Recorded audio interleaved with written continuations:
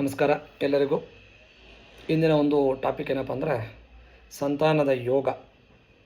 ಸಾಮಾನ್ಯವಾಗಿ ಎಷ್ಟೋ ಒಂದು ದಂಪತಿಗಳು ಸಂತಾನಕ್ಕಾಗಿ ಅಪೇಕ್ಷೆಯನ್ನು ಇಟ್ಕೊಂಡು ಸಾಕಷ್ಟು ಆಸ್ಪತ್ರೆ ಅಥವಾ ಪೂಜೆ ವಿಚಾರಗಳಲ್ಲಿ ಸುತ್ತಾ ಇರ್ತಾರೆ.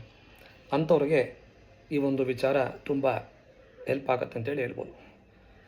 ವಿವಾಹ ಆಗಿ ಸುಮಾರು ವರ್ಷಗಳು ಆದರೂ ಸಹ ಸಂತಾನ ಅಂತಕ್ಕಂಥದ್ದು ಕೆಲವರಿಗೆ ಆಗಿರುವುದಿಲ್ಲ.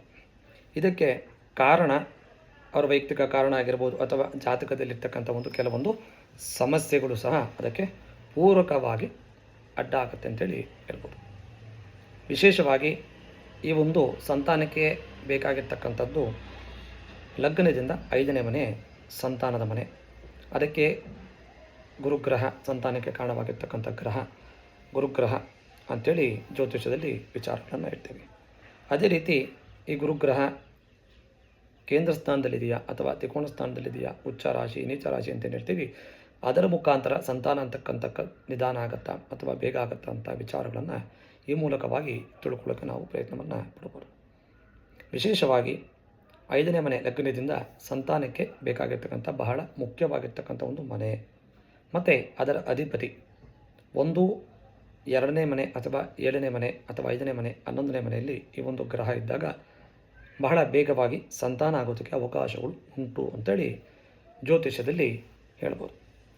ಅದೇ ರೀತಿ ಈ ಒಂದು ಸಂತಾನಕ್ಕೆ ನಿಧಾನ ಆಗೋದಕ್ಕೆ ಕಾರಣ ರಾಹು ಮತ್ತು ಕೇತು, ಶನಿ, ಕುಜ ಈ ಒಂದು ಗ್ರಹಗಳ ಕ್ರೂರಗ್ರಹಣ ಪ್ರಭಾವದಿಂದ ಸಂತಾನ ಅಂತಕ್ಕಂಥದ್ದು ಆಲಸ್ಯ ಆಗಬಹುದು ಅಥವಾ ಸಂತಾನ ನಷ್ಟ ಆಗಬಹುದು. ಇದಕ್ಕೆ ಕಾರಣ ರಾಹು, ಕೇತು ಮತ್ತು ಕುಜ, ಶನಿ ಈ ಕ್ರೂರಗ್ರಹಣ ಒಂದು ಪ್ರಭಾವ ಅದರ ದೃಷ್ಟಿಗಳ ಮೇಲೆ ನಿರ್ಧಾರವಾಗುತ್ತೆ ಅಂತೇಳಿ ಹೇಳ್ಬೋದು. ಮತ್ತು ಕೆಲವು ಬಾರಿ ಸಂತಾನ ಅಂತಕ್ಕಂಥದ್ದು ಬೇಗ ಆಗೋದಕ್ಕೆ ಅವಕಾಶಗಳು ಉಂಟು. ಕಾರಣ ಈ ಒಂದು ಶುಭಗ್ರಹಗಳ ದೃಷ್ಟಿ ಅಥವಾ ಶುಭಗ್ರಹಗಳು ಆ ಒಂದು 5ನೇ ಮನೆಯಲ್ಲಿ ಇದ್ದಾಗ ಚಂದ್ರ, ಬುಧ, ಗುರು, ಶುಕ್ರ ಈ ಒಂದು 4 ಗ್ರಹಗಳಲ್ಲಿ ಯಾವುದಾದ್ರೂ ಒಂದು ಗ್ರಹ 5ನೇ ಮನೆಯಲ್ಲಿ ಇದ್ದಾಗ ಅಥವಾ ಆ ಒಂದು ಗ್ರಹಗಳ ದೃಷ್ಟಿ ಇದ್ದಾಗ ಬಹಳ ಬೇಗವಾಗಿ ಸಂತಾನ ಆಗೋದಕ್ಕೆ ಅವಕಾಶಗಳು ಉಂಟು. ಹಾಗಾಗಿ ಜ್ಯೋತಿಷ್ಯದಲ್ಲಿ ಕೆಲವು ಬಾರಿ ಸಂತಾನಕ್ಕೆ ಅಡಚಣೆ ಆಗ್ತಕ್ಕಂಥದ್ದಕ್ಕೆ ಕೆಲವು ಕ್ರೂರಗ್ರಹಗಳು ಕಾರಣವಾಗುತ್ತೆ. ಅದೇ ರೀತಿ ಶುಭಗ್ರಹಗಳ ಅನುಗ್ರಹದಿಂದ ಬಹಳ ಬೇಗ ಸಂತಾನ ಆಗೋದಕ್ಕೆ ಅವಕಾಶಗಳು ಉಂಟು. ಕೆಲವು ಸಾರಿ ಅಂದರೆ ಗಂಡು ಮಕ್ಕಳ ಅಪೇಕ್ಷೆ ಪಡ್ತಕ್ಕಂಥದ್ದು ಸಾಮಾನ್ಯವಾಗಿ ನಮ್ಮ ಈ ಒಂದು ಭಾರತೀಯ ಸಂಸ್ಕೃತಿಯಲ್ಲಿ ಕಾಣ್ತೀವಿ.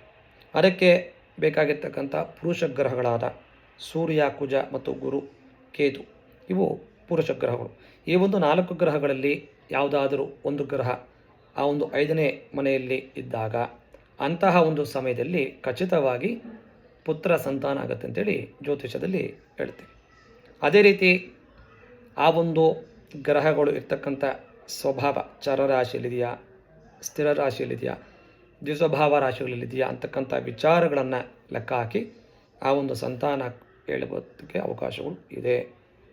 ಮತ್ತು ಕೆಲವು ಬಾರಿ ಹೆಣ್ಣು ಮಕ್ಕಳ ಅಪೇಕ್ಷೆಯನ್ನು ಪಡೀತಕ್ಕಂಥ ತಂದೆ ತಾಯಿಗಳಿಗೆ ಆ ಒಂದು 5ನೇ ಮನೆಯಲ್ಲಿ ಸ್ತ್ರೀ ಗ್ರಹಗಳಾದ ಚಂದ್ರ ಮತ್ತು ಶುಕ್ರ ಗ್ರಹಗಳ ಒಂದು ಪ್ರಭಾವ ಜಾಸ್ತಿ ಇದ್ದಾಗ ಸ್ತ್ರೀ ಸಂತಾನ ಆಗೋದಕ್ಕೆ ಅವಕಾಶಗಳು ಹೆಚ್ಚಿನ ರೀತಿಯಲ್ಲಿ ಒದಗಿ ಬರುತ್ತೆ ಅಂತೇಳಿ ಹೇಳ್ತೀವಿ. ಕೆಲವು ಸಮಯಗಳಲ್ಲಿ ಈ ಜ್ಯೋತಿಷ್ಯದಲ್ಲಿ ಏನು ಹೇಳ್ತೀವಿ, ಈ ಒಂದು ಗ್ರಹಗಳ ಕಾರಣದಿಂದ ಸಂತಾನ ಆಲಸ್ಯ ಆಗ್ಬೋದು ಅಥವಾ ನಷ್ಟ ಆಗೋದಕ್ಕೆ ಕಾರಣ ಅಂತೇಳಿ ಹೇಳ್ತೀವಿ.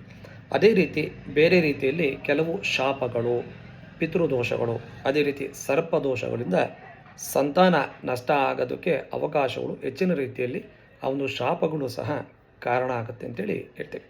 ಅದಕ್ಕೆ ನಿಮ್ಮ ಈ ಒಂದು ಜಾತಕಗಳನ್ನು ಪರಿಶೀಲನೆಯನ್ನು ಮಾಡಿ ಮದುವೆ ಆಗಿ ಎಷ್ಟು ವರ್ಷಗಳು ಆಗಿದ್ದಲ್ಲಿ ಸಂತಾನ ಅಪೇಕ್ಷೆ ಇದ್ದರೂ ಸಹ ಸಂತಾನ ಆಗದಿರ ಇದ್ದ ಪಕ್ಷದಲ್ಲಿ ಈ ಒಂದು ಜಾತಕಗಳನ್ನು ಪರಿಶೀಲನೆಯನ್ನು ಮಾಡಿ ಈ ರೀತಿಯ ಒಂದು ಯಾವುದಾದರೂ ದೋಷಗಳು ಇದ್ದಲ್ಲಿ ಅದಕ್ಕೆ ಪೂರಕವಾಗಿ ಶಾಂತಿ ಕರ್ಮಗಳನ್ನು ಜಾತಕಗಳಲ್ಲಿ ಜ್ಯೋತಿಷ್ಯದಲ್ಲಿ ಹೇಳಿದ್ದಾರೆ. ಅದಕ್ಕೆ ಬೇಕಾಗಿರ್ತಕ್ಕಂಥ ಶಾಂತಿಗಳನ್ನು ಮಾಡಿಸಿಕೊಳ್ಳಿ. ಖಂಡಿತವಾಗಿ ಸಂತಾನ ಆಗತ್ತೆ ಅಂತಕ್ಕಂಥ ವಿಚಾರಗಳನ್ನು ಜ್ಯೋತಿಷ್ಯದಲ್ಲಿ ವಿಶ್ಲೇಷಣೆಯನ್ನು ಮಾಡಿದ್ದಾರೆ. ಯಾವುದಾದರೂ ಆ ರೀತಿಯ ಒಂದು ದೋಷಗಳು ಇದ್ದಲ್ಲಿ ಒಮ್ಮೆ ನಿಮ್ಮ ಜಾತಕಗಳನ್ನು ಪರಿಶೀಲಿಸಿಕೊಂಡಾಗ ಆ ದೋಷಗಳು ಇದೆಯಾ ಇಲ್ವಾ ಅಂತಕ್ಕಂಥ ವಿಚಾರಗಳನ್ನು ನೋಡ್ಬೋದು. ಆ ರೀತಿಯ ದೋಷಗಳು ಇದ್ದಲ್ಲಿ ಅದಕ್ಕೆ ಬೇಕಾಗಿರ್ತಕ್ಕಂಥ ಶಾಂತಿಗಳನ್ನು ಮಾಡಿಸ್ಕೊಳ್ಳಿ. ಸಂತಾನದ ಒಂದು ಯೋಗವನ್ನು ಎಲ್ಲರಿಗೂ ಸಿಗಲಿ ಅಂತಕ್ಕಂಥ ಉದ್ದೇಶದಿಂದ ಈ ಒಂದು ವಿಡಿಯೋನ ಮಾಡ್ತಾಯಿದ್ದೀವಿ. ಕಾಮೆಂಟನ್ನು ಮಾಡಿ, ಹೆಚ್ಚಿನ ರೀತಿಯಲ್ಲಿ ಶೇರನ್ನು ಮಾಡಿ. ಯಾರಿಗಾದರೂ ಆ ಥರ ಒಂದು ದೋಷಗಳಿದ್ದಲ್ಲಿ ಆ ಒಂದು ಕಾಮೆಂಟನ್ನು ಮಾಡಿದಾಗ ಅದಕ್ಕೆ ಪರಿಹಾರಗಳನ್ನು ಖಚಿತವಾಗಿ ತಿಳಿಸ್ತೀವಿ. ನಮಸ್ಕಾರ.